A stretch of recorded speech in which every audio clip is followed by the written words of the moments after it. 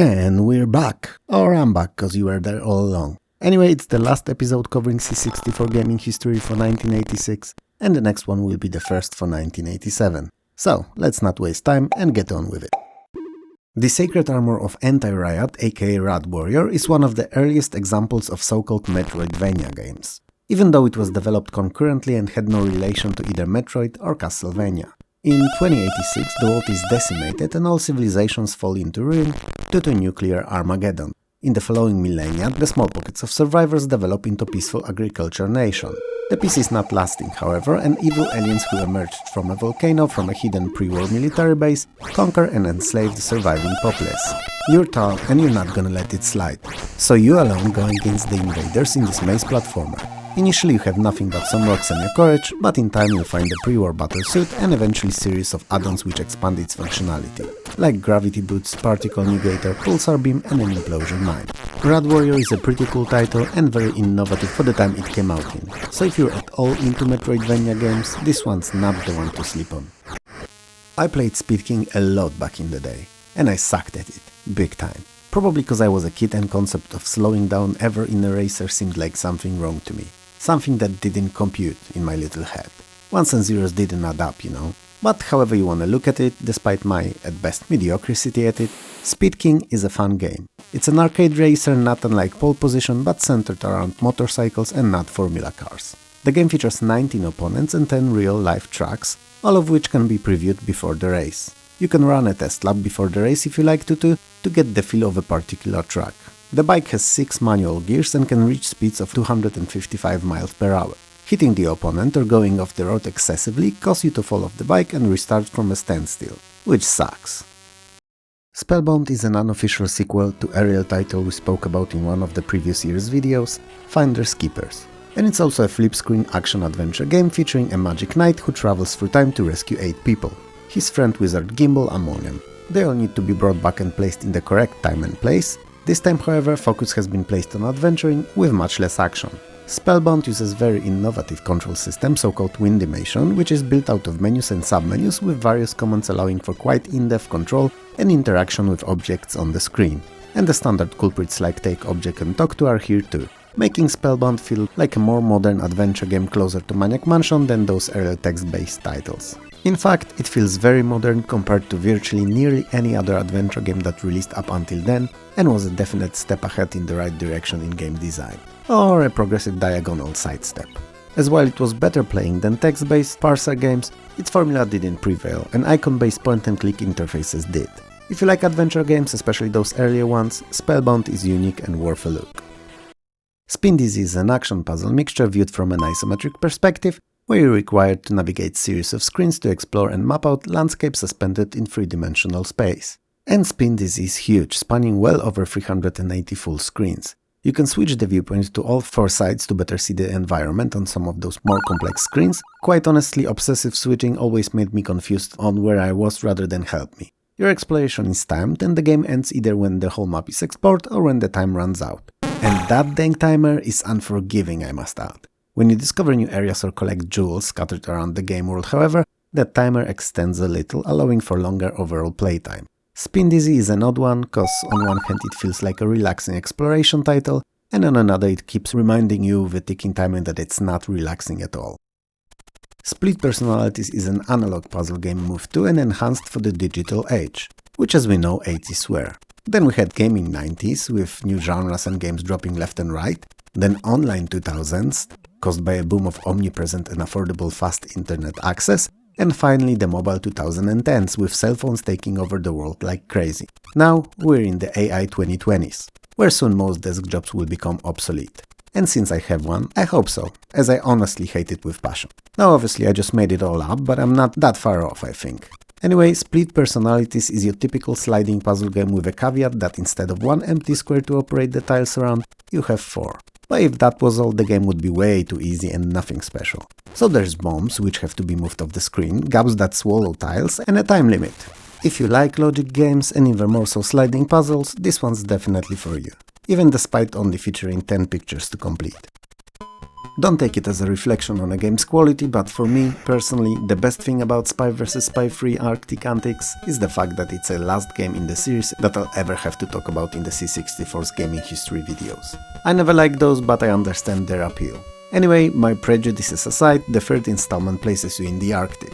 And other than that, it's more of the same, so you and a friend, or you and CPU, will compete in getting first to the rocket to escape before the blizzard sets in. As usual, whenever both spies meet, they can fight it out, but most fun comes from various traps and a new temperature mechanic. So if you get caught in opponent's traps often, your body heat will drop, and you can restore it by getting into a heated igloo. Same as previously, you enjoy Spy vs Spy more playing against a friend than CPU, but if there's no one there, I suppose CPU will have to do. It's a good game, same as the earlier ones were, and I dislike it as much as I did the others. Starquake is another of those games that look as if they were ported straight from ZX Spectrum without any effort. Meaning that the graphics look very similar to the original, as if no one bothered to use any of C64's capabilities. It doesn't mean that the game is bad though, just that the opportunity was wasted. Oh well, such is life. Starquake is all about you traveling an unstable planet charged with task of preventing it from exploding. This will require you finding and collecting various items and then bringing them back to the planet's core to stabilize it. You can only carry up to 4 at a time, so even if you happen to find all of them straight away, one after another, it will still require a few trips. That however is very unlikely, as the game is composed out of 512 screens arranged in 16 by 32 matrix, so chances of finding all you need straight away are minuscule at best. Given the scope of the game, however, keep in mind that it's easy to get to the point of no return where you're unable to complete the game. Because while you can create artificial pathways that allow you to travel upwards, they only last a moment or so, and most importantly, they're limited in number. At the very game start, the items are randomized and their location in the game is too. So Starquake actually has a certain degree of replayability. On one hand, Strikeforce Cobra is a pretty fun game, on another it's another of those ZX Spectrum ports with limited core palette and very Spectrum-esque graphics. Directly after a game I just roasted for the very same thing, so I'm torn about it. Anyway, a crazy scientist going by the cryptic name of the Enemy developed a new kind of nuclear weapon/bomb that has an unprecedented explosive power and could potentially destroy all mankind with a single blast. Creativity behind his name is on another level, so I suppose we should be named the hero, and our quest the mission, and the bomb the bomb. Oh wait, this one's actually really the bomb. Your main task is to get to the 4th level of the scientist's lab and destroy the bomb with at least one of 4 of your team members alive. The lab, however, is heavily defended, so it's going to be anything but easy. At the start of the game you pick 4 out of 8 available characters, all ranging in skills and specializations, and it's them who have to complete your mission. To be able to enter the final chamber with the bomb though, you need a 9-digit code. And you get those digits by freeing scientists along the way, so make sure you free 9 of them before you get to the end of the game. Like I said initially, I have mixed feelings about Strikeforce Cobra. I spent countless hours playing it, kicking the doors in, defeating robots, jumping on and off what feels like hundreds of pressure plates, and it was all a blast. On another, I can't help but feel slightly disappointed with the presentation. So make up your own mind about it, cause I surely can't make up mine. Super Cycle is an incredibly simple game, not skill-wise, but because of its design. It's basically a simpler version of Hang On, where you don't actively race against other bikers, but have to reach the finish line before the time runs out. There are other drivers on the road, sure, but they're there only to serve as obstacles for you to slalom around rather than actively challenge it. Your bike has 3 gears and you have to operate them manually, which is not an issue at first, but in later levels where there's not only many bikers around and centrifugal force to struggle against, but there's also potholes, oils and water spills, ice puddles and barriers. Super Cycle becomes a little bit demanding, which I suppose adds to longevity. Pity there's no 2-player mode though. Anyway, what I really like about it though is the sense of speed that you get with the track and everything around it fast and smoothly flowing around you as you push forward. Despite its simplicity, there's a lot of fun to be had in Super Cycle if you like racing games, that is. So if you do, don't sleep on it. Superstar Ping Pong is very similar to Konami's / Imagine's ping pong game on C64, both in terms of graphics and the way it's played. Although it's worth noting that Superstar Ping Pong allows for setting up the table for a horizontal play. While I don't recommend it as it's not as comfortable as playing the game vertically, it's possible and it's there. The game follows 80s table tennis rules, so first player to reach 21 points wins a set, and a game can consist of multiple sets, which can also be set up before playing. Some prefer this game, others Konami's outing. Personally I find them equal and as fun, so wouldn't want to pick a better one, so if you have both, play either. If you have only one of them, you'll not missing much not having access to the other. Ceti is a game of undefined genre, kinda like my height is. In all documents I have it at higher than I really am, when I stand I look shorter, and if asked I swear to be at least 17-18 apples tall. So 8 to 9 times taller than your everyday smurf. Coming back to our game's genre, it's more of a vector first-person shooter than anything else. But there's a lot of those else's in it. In the far future, one of the planets colonized by humans, the titular Ceti to be precise, is decimated by infectious disease and abandoned by the few last colonists that managed to survive the catastrophe. A few years later, a medication is developed and the plan to repopulate the planet is formulated. When the first ship lands on it, contact with it breaks suddenly and it goes silent. There seems to be no way of knowing what happened.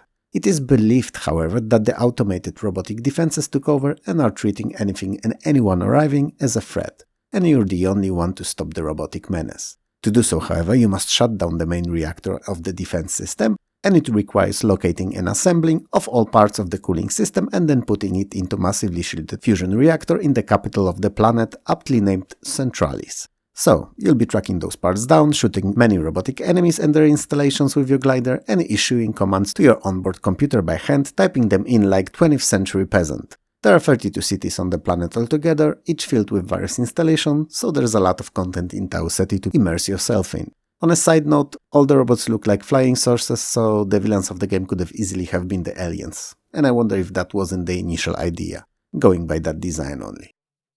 Terra Cresta is a port from the arcades and it's a vertically scrolling shoot 'em up.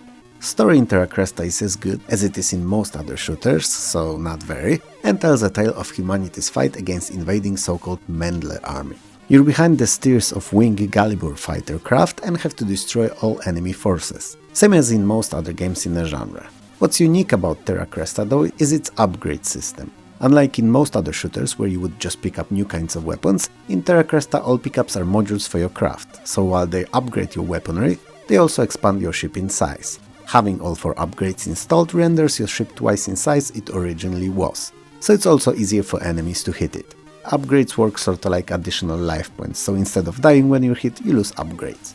Interestingly enough, you may unlock the upgrades from the main body of your ship so that they form a triangle around it and shoot from around you themselves. This way they're invulnerable, but you are not. You can have them when all upgrades are installed on the ship transform into a firebird/phoenix-like creature for a short time, and it's indestructible. Terra Cresta, while definitely not the best shooter on C64, is a good one and worth your attention if you're into the genre.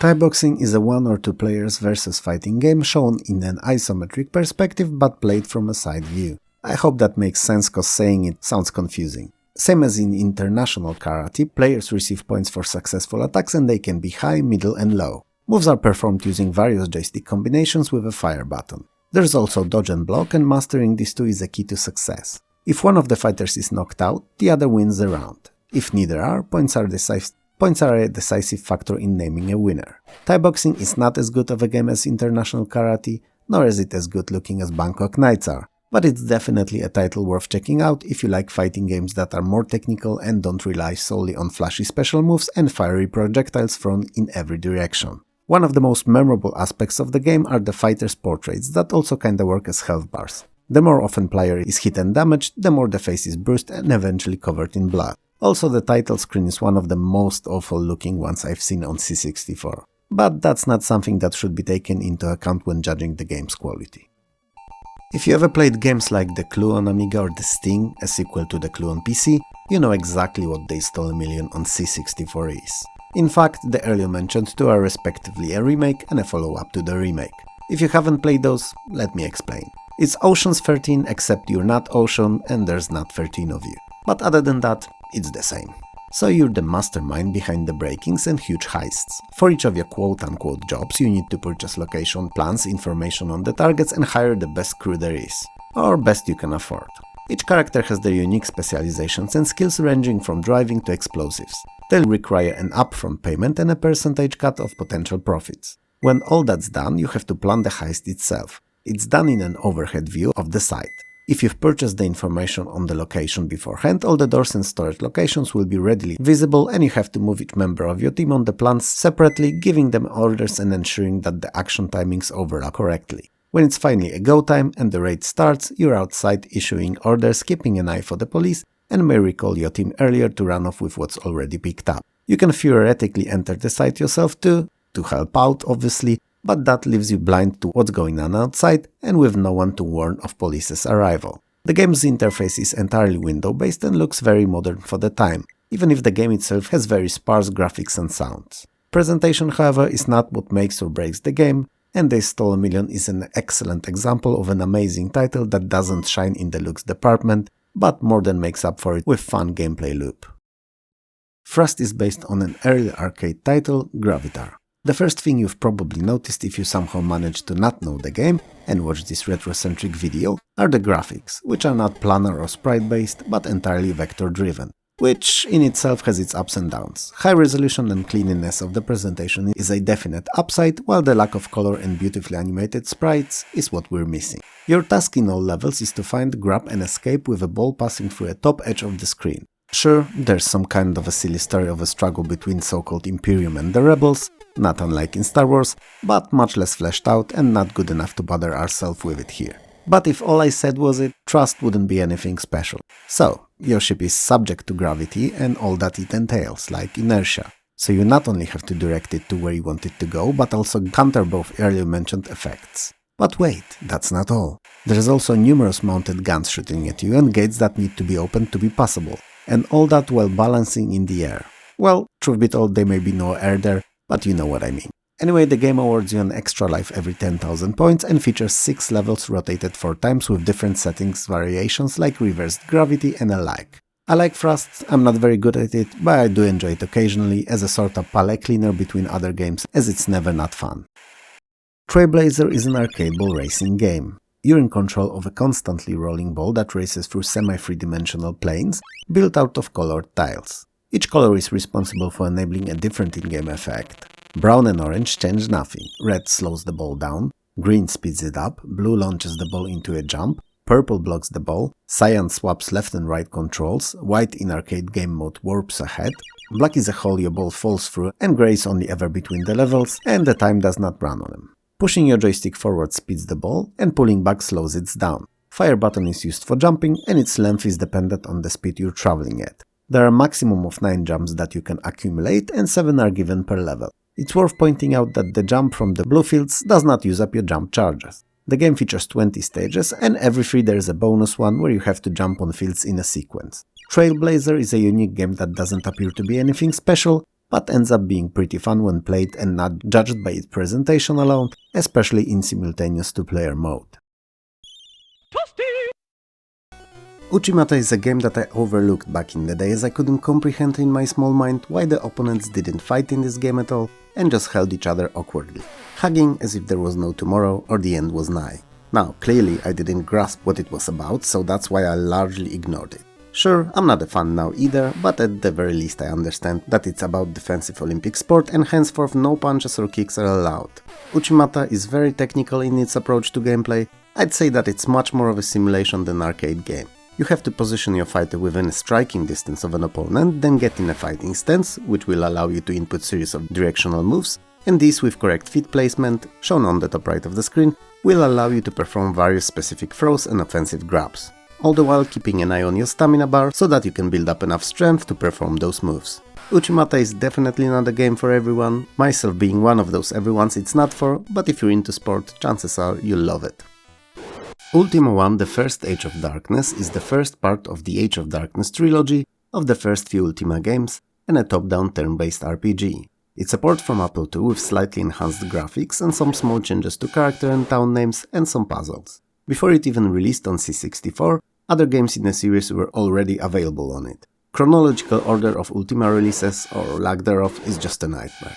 I mean, it was one back in the day, now we have access to all games regardless of when they dropped. Anyway, the game takes place in a fictional world of Sasaria. It is composed out of 4 continents under the rule of 8 lords, and each lord resides in their own castle, and it's where you can take quests. Other than the castles, there are numerous towns on all continents that allow for purchasing of goods and services. While Ultima 1 may not be as deep or engaging as the latter titles are, it's still an enjoyable and unique experience that sees you saving the princess and going through time and even space to do so. Most of the game is played from top-down perspective, the main map, cities, castles, everything, and only dungeons ever see you exploring them in first-person view. Even though first Ultima is not the most deep and big content-wise out of all games in the series, it's arguably the most important one, as it started the whole series spanning 10 titles, 2 first-person spin-offs, and an MMORPG. It's an odd year when 2 Ultima games come out on the same system, especially when they're so far apart from each other, one being the first game in the series, and second being the fourth, but both are actually first games in their respective trilogies. Anyway, many years after defeating a villain of the previous 3 games, Mundane, the land of Sosaria was transformed, quite literally. Continents rose and sank and new cities were built. The new land was renamed Britannia and is ruled by honourable and peace-loving Lord British. Lord British wants his kingdom to be just and ruled by principles of truth, courage and love, and proclaims that whomever masters the 8 virtues would serve as a spiritual leader and moral compass for all of Britannia. The virtues are honesty, compassion, valor, justice, sacrifice, honor, spirituality, and humility. And you, as Avatar, soon to become staple of the series, take this quest. Unlike any other RPG to date, your goal is not to defeat the villain or become the most powerful, but to reach the highest level in all of the virtues, and then enter the so-called Stygian Abyss to gain access to the Codex of Ultimate Wisdom. Ultima 4 introduced a very deep underlying system that keeps track of all the virtues, meaning everything you do in the game influences their level. Overpaying or cheating a blind man would result positive and negative changes in few of the virtues respectively, same as staying in and fleeing combat would. I mean, staples of the genre like combat with monsters, dungeons, magic, shops, puzzles and everything else you'd expect from an RPG is still here. It's just the objective of the game that's entirely different, and not centered around defeating an overwhelming force or a terrible evil villain. Marble Madness originated in the arcades, and it was a very unique and unlike anything else experience controlled with a trackball. It was programmed by no other than Mark Cerny, the man behind current PS4 and PS5 systems. Anyway, the premise behind Marble Madness is quite simple. You have to guide a marble to the finish line through an obstacle course that's filled with both environmental dangers and enemies that will try to destroy your marble whenever they'll get a chance. I've covered Marble Madness on Amiga before and it was basically arcade perfect port, controls aside. As no joystick, even the best one could compare to the trackball's precision. C64's version is nowhere near the quality.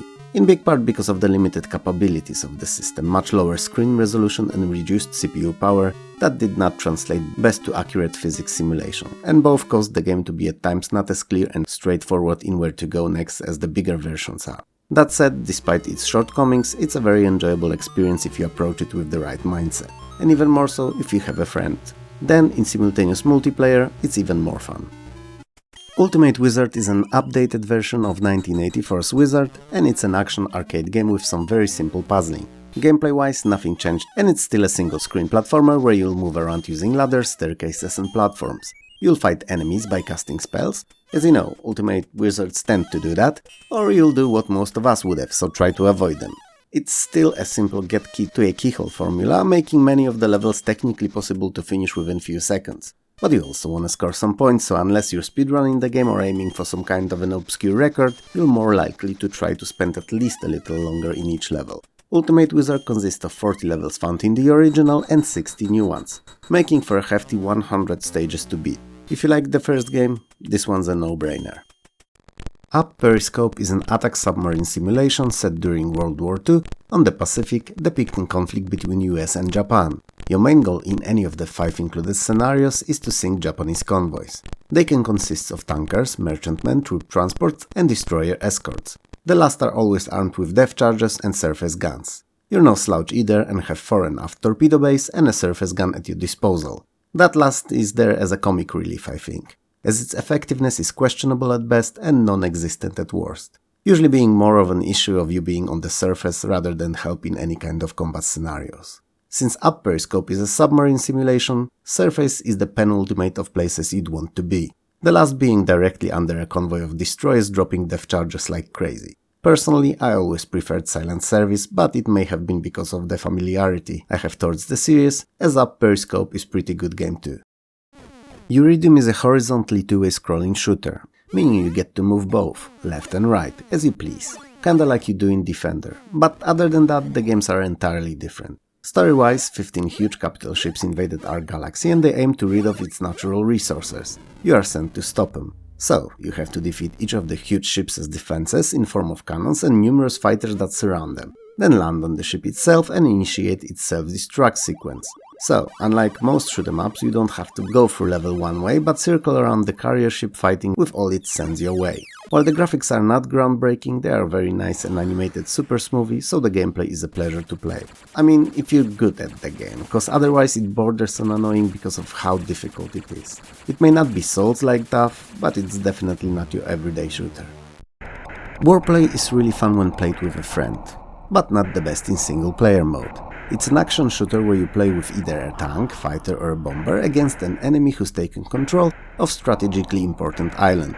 You have to destroy the enemy bunkers to obtain information about the location of a commander who keeps moving his HQ position. Once you destroy all the bunkers, the commander's location is revealed and you can go and get him. On your way, however, you'll encounter enemy vehicles of same three kinds as yours, and will have to dispose of them. While the tanks only move on the ground and shoot at ground level, both planes move in the air and can attack ground and air targets, adjusting their altitude appropriately or by bombing.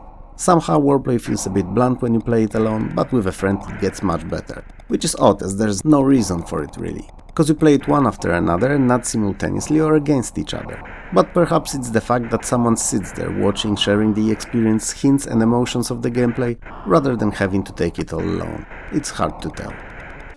Warhawk is a single-player vertically scrolling shoot-em-up, and it's one of those shooters that have no story, and perhaps it's for the best, cause I've hardly ever saw a shooter that needed one. In Warhawk, you navigate with your spaceship through various asteroid belts, within which there are hidden enemy space bases, and your only real objective in the game is to destroy said installations. Along the way you'll battle many different enemy ships, avoid mines and meteorites, the latter being entirely indestructible. You have a shield, however, and can pick up a power-up, which, while not very impressive as there's only one, can help a lot with completing the game.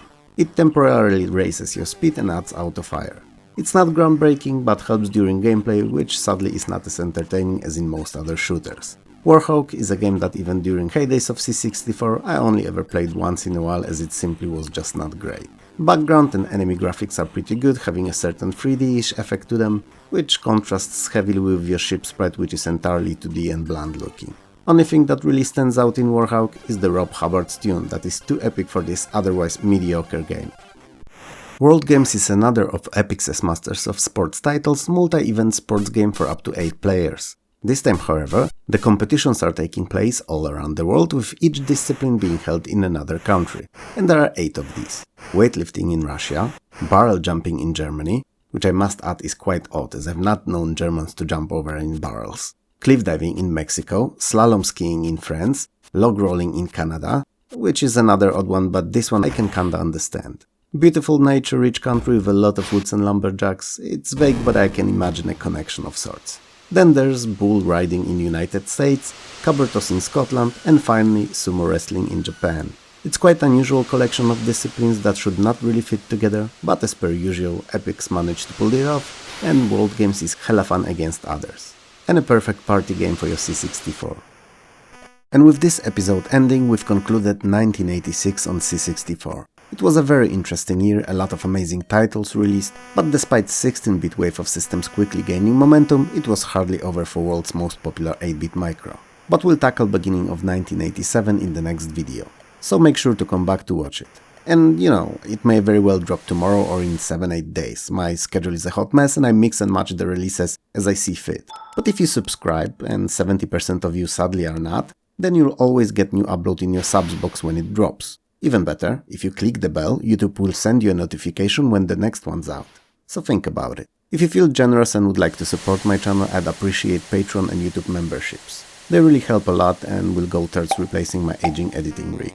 You will also always get access to new videos a day early. But if you can't or don't want to do that, like and subscribes are great too. Most of all, however, I would like to take a second here and thank all the YouTube Let's Play and playthrough creators, from whose videos short bits were taken for this one as a video background to my commentary. They're amazing, and thanks to their efforts, retro community can prevail for years longer and in better form than it could have otherwise. So thank you. For me though, this is all, so have a good one and I'll see you next time. Peace.